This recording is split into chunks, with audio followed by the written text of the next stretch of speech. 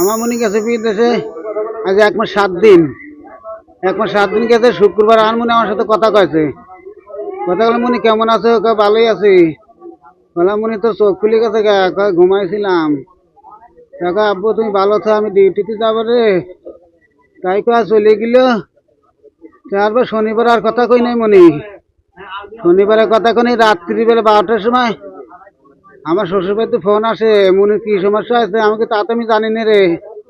দেখো তো আমরা তো বুঝতেছি না, আমরা সকালবেলা দেখি শুনবো না, আমরা কাটাকাটি করতেছি। সকালবেলা ওরা ফোনে কেমন কি করে জানেছে আমার মনে নাই, গোলাগুলি কি মনে গেছে। আমার মনির পাঠা দাও আমার সরকারের কাছে, আমার মনির তাড়াতাড়ি পাঠা দাও আমার বাড়ি। 8 বছর চাকরি করে সে সুদান শান্তিরক্ষা মিশনে যায় নভেম্বরের 7 তারিখে।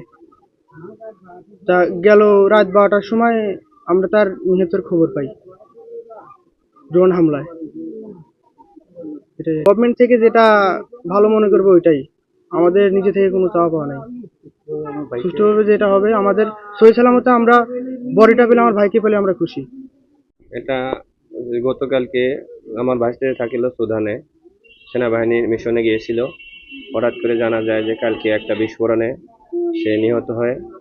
আমরা চাই যত দূরত্ব হোক, সরকার চাই এটাই দাবি, যাতে আমাদের ভাতিজা অতি শীঘ্রই আমাদের মাঠে আমাদের দেশে আসতে পারে, আমরা এটার জানাজা করতে পারি। দীর্ঘ 8টা বছর সুনামের সহিত সেনাবাহিনীতে কর্মরত ছিল।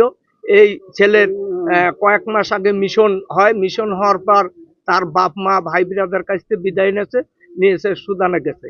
এই সুদানে কর্মরত অবস্থায় মিশনে যেই এই ধরনের একটা ঘটনার সম্মুখীন হয়েছে, আমরা গত রাত্রেই জানতে পাইছি। যেহেতু পৃথিবীটা একটা এখন যে প্রান্তেই যে ঘটনা ঘটুক না কারো তাৎক্ষণিক জানা যায়।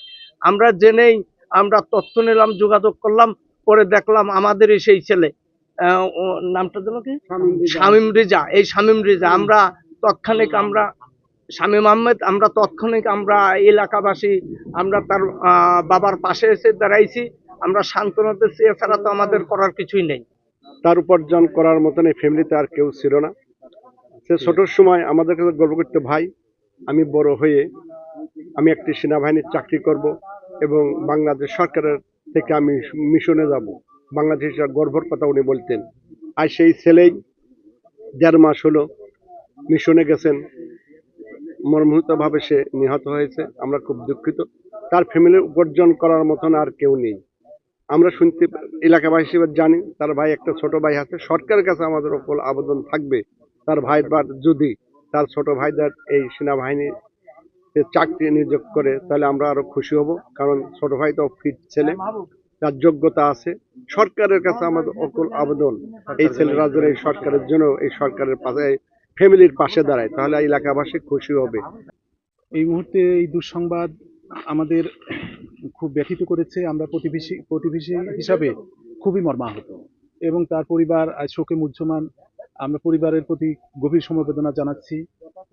পাশাপাশি আমাদের কিছু চাওয়া আছে। আমাদের দাবিগুলো হলো যেন তাকে রাষ্ট্রীয় মর্যাদায় দাফন করা হয় এবং আন্তর্জাতিক মানের যে ক্ষতিপূরণটা, এটা যেন তাকে পাইতে কোনো বিঘ্ন ঘটানো না হয়। এটা আমরা এই ইন্টারিম গভর্নমেন্টের কাছে এটা দাবি জানাচ্ছি।